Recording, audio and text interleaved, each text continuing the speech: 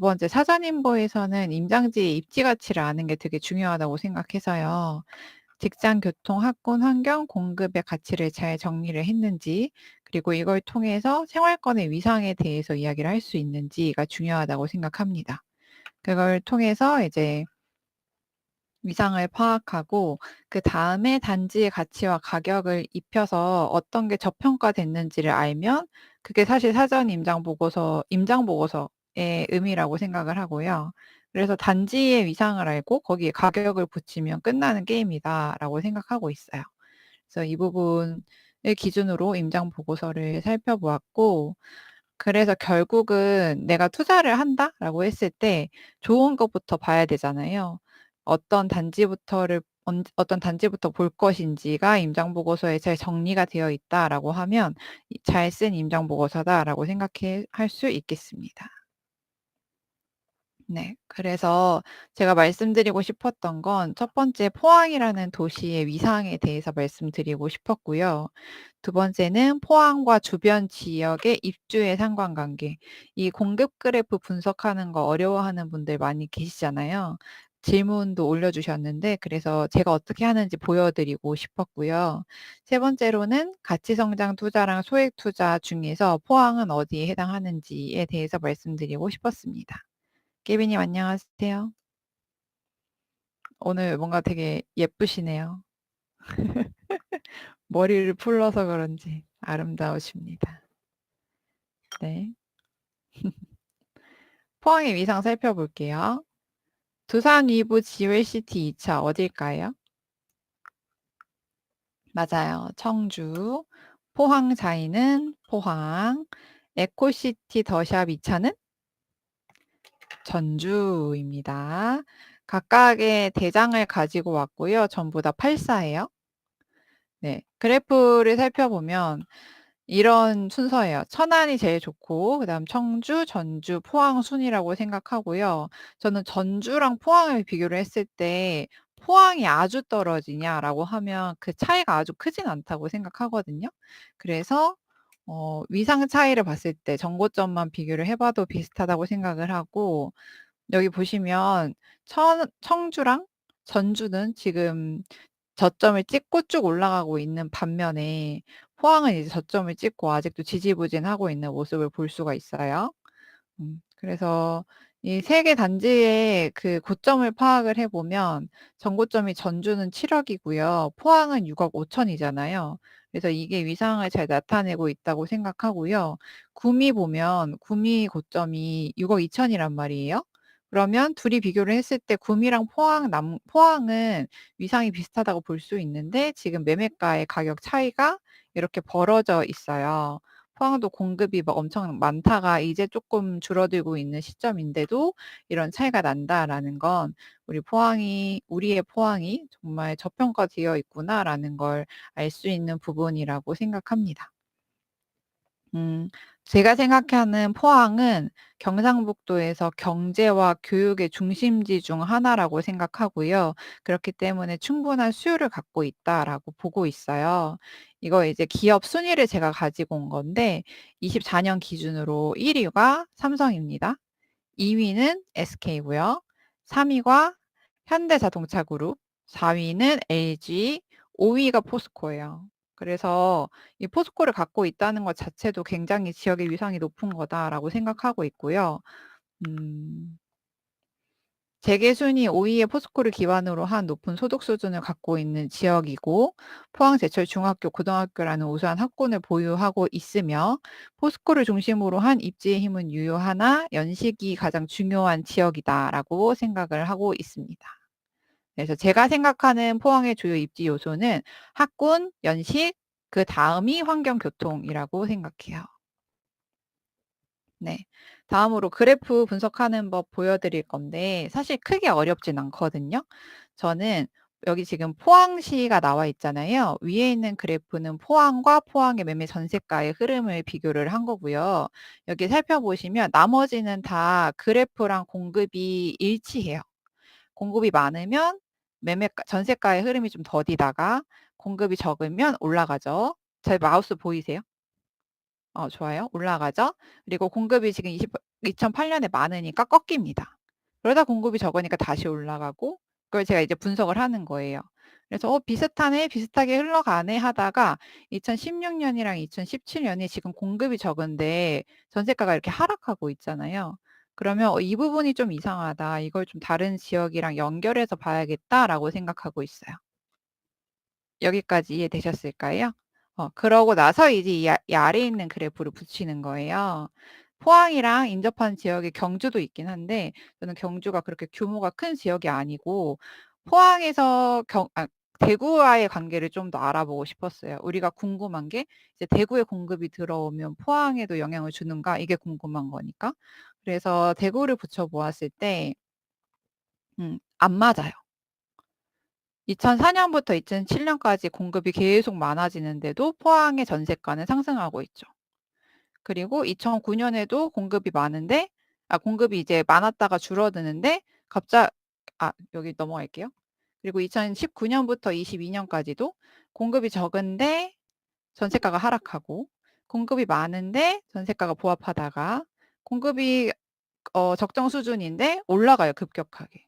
그래서 이런 것들을 보면서 '맞지 않는 부분이 있구나.'라고 생각을 하는 거예요. 그래서 '포항 전세 가격이 대구 공급과 맞지 않는 시기가 더 많다.' 그래서 아마 대구의 공급 자체가 포항에 직접적인 영향을 주는 건 아니겠으나 그 '포항 사람들의 부동산에 대한 심리에는 영향을 줄 수 있겠다.'라고 생각을 하는 거죠. 되셨을까요? 그래서 이 방법을 다른 지역에도 적용해 보시면 좋을 것 같아요.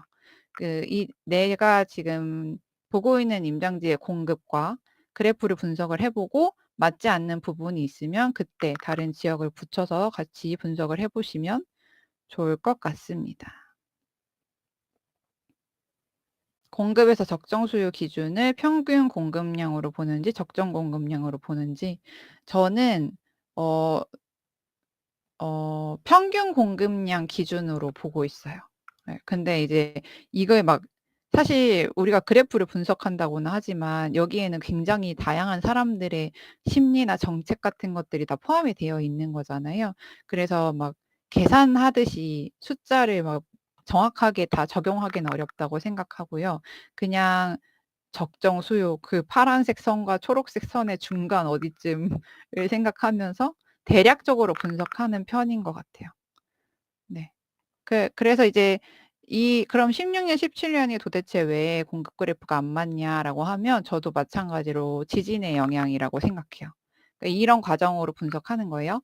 지역 내를 분석하고 인접 지역이랑 연결해서 분석하고 이게 안 맞는다 그럼 이제 그 시기에 어떤 일이 있었는지 뭐 기사를 검색해 본다든지 하는 방법을 사용할 수가 있겠죠. 네. 그리고 맞는 부분은 2016 년, 17 년 여기 지금 대구 공급 많으니까 내려가고 있긴 하죠. 그리고 23 년이랑 24 년도 마찬가지고요. 근데 저는 이 시기보다는 맞지 않는 시기가 더 많았기 때문에 '대구 공급이 직접적인 영향은 없다.'라고 판단하고 있는 겁니다. 네. 마지막으로 가치 성장 투자랑 소액 투자 비교를 해볼 건데 지방에서 가치 성장 투자를 할 수 있는 단지는 사실 굉장히 적어요. 그리고 이 단지는 우리가 이름만 대면 알 만한 단지일 가능성이 높아요. 그래서 굉장히 그 폭이 좁다는 거. 이런 단지들은 입지 독점성이 굉장히 강하고요. 대표적으로는 크로바 생각하시면 대전에 있는 크로바 생각하시면 될 것 같아요. 지역 내에서 가장 좋은 곳부터 봐야 하고 투자금보다는 가격 자체가 중요합니다. 그리고 얘도 장기 투자이긴 하지만 얼마나 보유할 것인지를 판단해서 들어가는 게 중요하고요. 저는 부산 해운대, 대구의 수성구 범어동, 대전의 둔산, 울산의 옥동, 광주 봉선동까지만 지방 가치 성장 투자가 가능하다라고 생각합니다. 네. 이름만 대면 안다는 건 이 지역에 해운대 아시죠? 대구에서 수성구 범어동 좋은 거 아시잖아요. 대전에서 둔산이 제일 좋은 거 아시고 울산 옥동, 광주 봉선동이 제일 좋은 거 알고 계시니까 이렇게 이름만 대도 알 만한 단지다라는 말씀이었어요. 네. 근데 이제 우리가 할 투자는 대부분 지방 소액 투자에 해당하고 그런 단지들의 특징은 충분히 가치가 있다면 괜찮아요. 그러니까 이 말은 사람들이 아주 좋아하는 건 아니지만 그 안에서도 어느 정도의 수요를 갖고 있다라는 거죠. 실거주자들이 거주하고 싶어 할 만한 단지여야 한다는 거예요. 이것도 마찬가지로 지역 내에서 가장 좋은 곳부터 봐야 하고요. 가격이 중요하긴 한데 투자금도 중요합니다. 우리가 보통 중소도시에서 투자금 1억은 애매하다라고 얘기하는 건 투자금도 같이 고려해야 하기 때문이에요. 그리고 얘는 길게 보면 5년을 봅니다. 5년 이내에 수익 달성하면 매도하고요. 이 소액 투자의 특징은 현재 지방은 모두 절대적으로 싸고 그렇기 때문에 내 투자금으로 할 수 있는 단지 중에 가장 좋은 단지를 선택해야 돼요. 21년이나 20년 같은 경우라면 다 올랐기 때문에 상대평가를 통해서 덜 오른 것을 매수를 했지만 지금은 다 싸기 때문에 할 수 있는 제일 좋은 걸 하는 시장이다라는 의미입니다. 네. 여기까지 되셨을까요? 좋아요. 원심 복귀했고 결론으로 넘어가 볼게요. 제가 이거를 어떻게 설명을 드리면 좋을까 되게 고민을 많이 했거든요. 제가 이제 지니님께서도 결론 부분 작성하는 게 이제 익숙하지 않다고 얘기하셨고 익숙하지 않다고 얘기해 주신 분이 몇 분 계셨어요. 그래서 '내가 과거에 했던 걸 좀 갖고 와서 보여드려야 할까?' 하는 고민을 하다가 그냥 최근에 제가 하고 있는 걸 보여드리는 게 좋을 것 같다라고 생각해서 저희 지난달 임장 보고서를 갖고 왔거든요, 여러분. 네. 그래서 음 설명을 드릴 건데 제가 걱정되는 거 여러분 임장 보고서의 결론 부분을 보여드린다는 건 굉장한 부담이 되는 일이라는 걸 알고 계시죠? 네. 이거를 보통은 다들 임장 보고서 업로드할 때도 가려서 올리고 하잖아요. 근데 제가 이거를 그대로 보여드리겠다라고 마음 먹은 이유는 우리 조원분들께서 이 결론을 작성하는 데 굉장한 어려움을 겪고 계신다는 걸 알고 있기 때문이에요. 그 마음에 공감하기 때문에 내가 이걸 보여드려야겠다고 생각을 한 건데 만약에 제가 보여드린 평소에 하는 질의응답도 마찬가지고요. 제가 드린 말씀이나 보여드린 장표들이 다른 데에서 이렇게 돌아 저의 귀에 들어온다라고 하면 제가 되게 속상할 것 같거든요. 그래서 이거는 우리 안에서만 이야기 나누었으면 좋겠고 이거를 잘 지켜주시면 좋겠다라는 말씀을 드리고 싶었어요. 그리고 혹시나 이게 너무 어렵다라고 생각이 되면 그때는 이제 우리 조에도 각자의 결론 부분을 작성하는 노하우들이 있을 것 아닙니까? 네, 그래서 그런 것들 자유롭게 물어보고 저한테 물어보셔도 되고 우리 조원분들한테 물어보셔도 되고 적극적으로 방법을 나누면서 같이 성장해 나갔으면 좋겠습니다. 좋아요. 자, 저는 이제 임장지에서 뽑고 앞마당에서 뽑고 그다음에 최종 탑3를 뽑는 편이고요. 임장지에서는 이제 억대별로 비교를 합니다. 위에 제가 적어 놓은 거는 제가 매물 임장한 물건들이고요. 이 물건들을 이제 8억대를 다 모아요. 모아서 위에 보시면 5구가 있고요. 포인트 어떻게 하죠? 못하겠다. 그냥 할게요. 위에 5구가 있고요. 낀 평형이 있고요. 그다음에 84가 있죠. 그래서 5구끼리 매매가 순으로 나열해요. 그다음에 84 여기는 84랑 74랑 합쳐졌는데 이것도 매매가 순서대로 나열한 거예요. 됐죠? 저는 이렇게 해야지 가치 평가가 좀 편하더라고요. 그리고 나서 이제 여기 매매가랑 단지 이름을 쭉 매칭을 하면서 싼 게 뭐가 있는지를 살펴봐요. 됐죠? 그다음에 이제 싼 것들 체크를 하고 그다음에 투자금을 붙여보는 거예요. 근데 제가 이때 당시에는 투자금을 2억까지 해서 봤었거든요. 1억 5천에서 2억 사이로 뽑은 거였기 때문에 근데 지금 8억대에는 제 투자금 범위 안에 들어오는 게 없단 말이죠. 그래서 여기에서는 그냥 저평가 기준으로 제가 뽑은 거예요. 되셨어요? 그래서 제가 뽑은 단지가 어바인 퍼스트 5구, 하나포레나 수지동천 74, 초원 한양이에요. 그리고 나서 이 3개의 단지가 가치가 어떤지를 알아야 하잖아요. 그걸 위치, 환경, 정고점, 얼마나 회복했는가, 상승장 최대에 얼마나 올랐는가, 기타 호재는 있는가를 기준으로 분석을 합니다. 네, 이거는 너나이님께서 학교에서 말씀해 주셨던 부분이고요. 근데 이거는 다른 튜터님들도 제자분들한테 얘기해 주셨던 걸로 알고 있어서 공유를 해도 괜찮을 것 같아요. 위치라 함은 여기 보시면 15km 나와 있잖아요. 이거는 강남으로부터 직선거리가 얼마인지를 표시를 한 거고요. 51분은 교통 2호선을 타면 얼마나 걸린다, 강남까지. 이게 표시가 된 겁니다. 그래서 위치를 기준으로 해서 1, 2, 3위를 적었고요. 환경은 편의성, 얼마나 밀집되어 있는가를 기준으로 제가 순위를 적은 거고요. 정고점 아실 테고, 회복은 이제 전저점에서 회복은 전고점 대비 얼마나 하락했는가 이고요. 그 다음에 최대 상승폭은 14년부터 21년까지 얼마나 올랐는가, 그리고 기타 호재는 없는가를 적었고, 위에서부터 중요한 순서라고 생각했습니다. 네. 그래서 그 결과를 최종 순위를 제가 적은 거예요. 그래서 나는 8억대 중에서는 초원 한양 84가 제일 좋겠다라는 결론을 내린 거죠. 되셨어요? 근데 이거를 제가 설명드릴 때 조심스러운 게 뭐냐면, 이거를 공식처럼 적용하는 경우가 있더라고요. 이렇게 말씀을 드리니까. 근데 여러분, 부동산에는 공식이 없다는 거 알고 계시죠?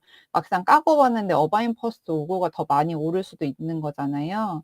이거를 제가 지금 보여드린 표를 적용을 하시려면 지역 내에서 어바인 퍼스트가 얼만큼의 위상을 갖고 있는지, 하나포레나 수지동천이 몇 번째 위상을 갖고 있는지를 아셔야 돼요. 그러니까 지역 내를 제대로, 포항이나 수지나 동안구를 제대로 이해하셔야 이게 적용이 가능하다라는 말씀을 드리고 싶었습니다. 네, 그래서 결론에 대한 제 생각을 쭉 적는 거예요. 그 다음에 그래프로 확인해 보는 겁니다. 이거를 이제 7억대도 하고 6억대도 해요. 똑같이 하고, 6억대는 제가 좀 자세히 본 게, 여기는 이제 투자금 보시면 2억대인 것들도 나오잖아요. 여기서는 저평가된 것도 뽑았지만 그 안에서 투자금 범위 안에 들어오는 것도 같이 본 거예요.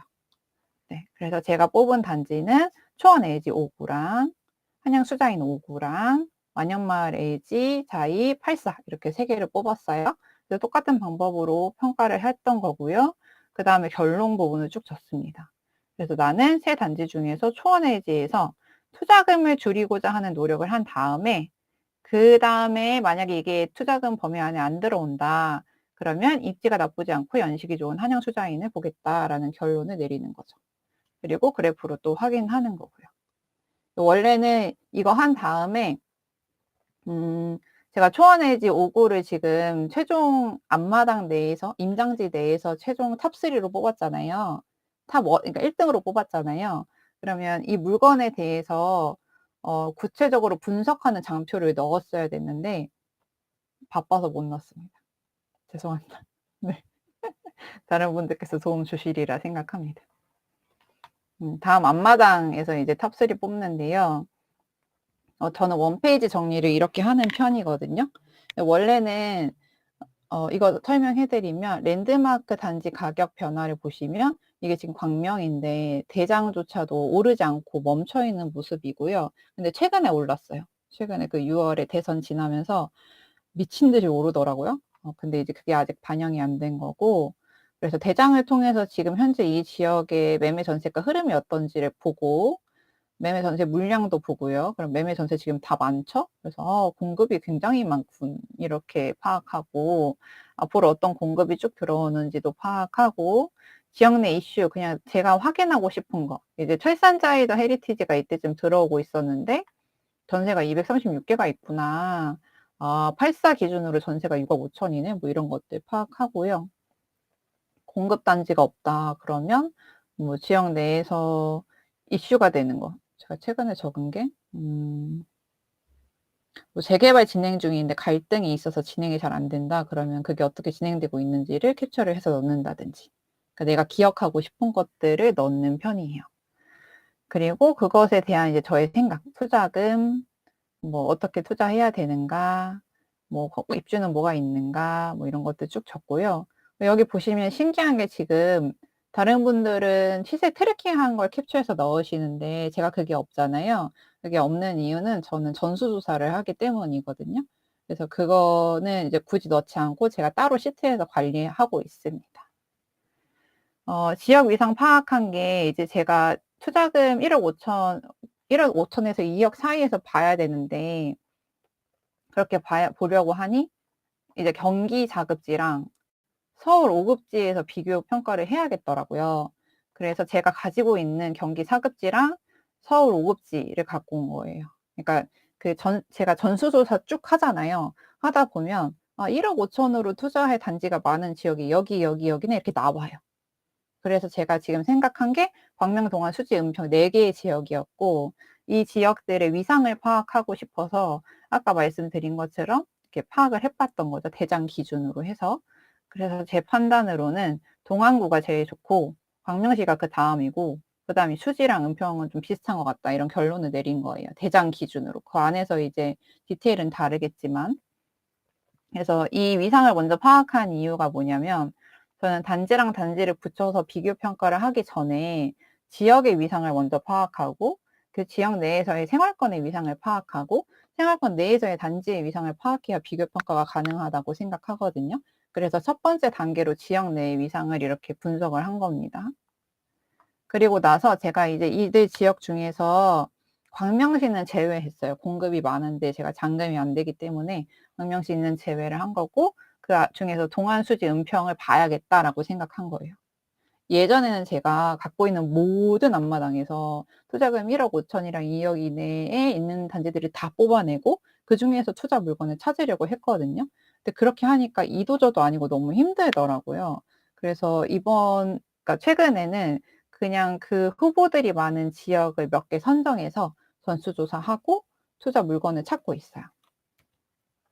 그래서 제가 찾은 게 동안, 수지, 은평인데 투자님 1억 5천이면 광역시도 가능한데 광역시는 왜 없어요? 라고 물어보신다면 저는 동안, 수지, 은평에서 1억 5천 대비 괜찮은 투자 후보를 찾을 수 있다라고 한다면 지방이 아닌 수도권에서 투자해야겠다고 생각했기 때문이에요. 왜냐면 저는 현금 흐름이 어느 정도 안정적인 맞벌이 투자자이기 때문에 지방 투자는 빨리 벌 가능성이 있지만 그만큼 이제 매도 타이밍을 놓칠 수 있다는 리스크가 있잖아요. 그래서 그것보다는 수도권에 투자해서 매도 타이밍을 놓치더라도 전세가를 안정적으로 올려받을 수 있는 투자를 해야겠다라고 생각했기 때문에 수도권을 본 거예요. 그래서 수도권에서 이제 전수조사를 딱 했을 때 동안구에서 후보 단지가 3개가 나왔고 수지구도 이렇게 나왔고 은평구도 이렇게 나온 거거든요. 그러면 그 안에서 이제 전체 제가 여기서 뽑은 것들을 한 페이지에다가 다 옮겨 놓은 다음에 다시 매매가 기준으로 나열해요. 5구끼리 하고 8사끼리 해서 매매가 기준으로 쭉 나열해요. 그 다음에 근데 지금 여기 보시면 7사가 맨 위에 올라가 있죠. 왜 이런 거냐면 매매가 기준으로 처음에 나열을 한 다음에 항상 이 매매가 기준이 제가 생각하는 가치 순서랑 다를 수가 있잖아요. 항상 맞는 건 아니니까 제가 이제 임의로 올렸다 내렸다 한 거예요. 그래서 같은 투자금이면 하나포레나 수지동천이 제일 좋겠다라고 생각하고 이걸 제일 올린 거예요. 근데 매매가도 9억 4천이잖아요. 네, 이거 제일 좋은 거 맞는 것 같긴 해요. 투자금 범위 안에 안 들어와서 안 됐지만. 그 다음에 한양 수자인 평촌 리버뷰다. 이렇게 제 생각, 그러니까 정답이 없는 거기 때문에 제가 임의로 이렇게 왔다 갔다 한 거죠. 그래서 여기까지가 1순위로 해야겠다. 제일 먼저 봐야지. 이거 안 되면 2순위를 봐야겠다. 이게 안 되면 3순위를 봐야겠다라고 생각을 한 거고 그 중에서 이제 제가 괜찮다고 생각한 것들. 원래는 수지구에 괜찮은 물건이 많다고 생각을 했는데 이번에는 수지구 하나, 동안구 하나, 은평구 하나 이렇게 뽑아보고 싶었어요. 그래서 동천 파크자이랑 가련 이편안이랑 비산 힐스테이트 이렇게 뽑았고 저 나름의 최종 순위를 매겨본 거예요. 근데 이거 결론 여러분 저 혼났거든요. 미호님 너무 실망이다라는 얘기 들었기 때문에 이 결론에 대해서 네, 너무 튜터님 생각이니까 정답이겠지라고 생각하지 않으셔도 됩니다. 네, 아무튼 그래서 이렇게 해서 탑3 뽑았고 아까 말씀드린 것처럼 제가 아까 전에 원래는 임장지에서 탑3 뽑았고 앞마당에서 탑3 뽑았으니까 거기에서 이제 합쳐서 최종 탑3를 뽑거든요. 근데 제가 임장지에서 탑3를 뽑은 게 다 2억이 넘어가는 거예요. 그러니까 나는 이제 물건을 만들어 봐야겠다라는 생각으로 2억이 투자금이 2억이 넘는 것들을 매물 임장을 했던 거죠. 근데 생각해 보니까 좀 보수적으로 투자금을 1억 8천 정도로 잡아야 될 것 같더라고요. 왜냐면 제가 갖고 있는 돈이 1억 5천이었어요. 그러니까 3천만 원 정도는 깎을 수 있는 시장인데 5천을 깎기는 어려운 시장이다라고 생각해서 제가 임장지에서 뽑은 탑3를 이제 제외하고 앞마당 내에서 뽑은 탑3를 최종 탑3로 선정을 한 거예요. 근데 이제 여러분은 임장지 내에서도 투자금까지 다 고려해서 뽑고 앞마당 탑3 뽑고 그 안에서 또 탑3를 뽑으시는 게 좋겠죠. 그래서 이렇게 탑3를 정리를 합니다. 이거는 물건 기준으로 나와야 되고요. 원래 제가 여기에 몇 동 몇 호까지 다 적어 놓거든요. 매물 임장하고 나서. 근데 이거는 너무 특정되는 것 같아서 지운 거고 뭐 여기 조건 다 써 있어요. 어떤 조건인지. 그러니까 물건으로 탑3를 뽑을 수 있어야 돼요. 그리고 이제 왜 뽑았는지 저환수 원리 쭉 적어서 이제 나는 그래서 뭐부터 보겠다. 3개 다 투자해도 되는 단지긴 한데 나는 이제 뭐부터 보겠다가 나오는 거죠. 적정한 투자 후보들을 뽑힌 거예요. 근데 네. 근데 좀 아쉽긴 해요. 앞마당이 특히 은평구가 좀 투자금 대비 너무 아쉬운 투자라고 생각이 돼서 지난달은 아주 만족스럽진 못했습니다. 다른 단지는 투자금을 좀 조정하면 괜찮을 것 같긴 한데 그랬습니다. 그래서 이렇게 탑3를 뽑고 있어요. 네, 질문 주시면 답변 드리겠습니다.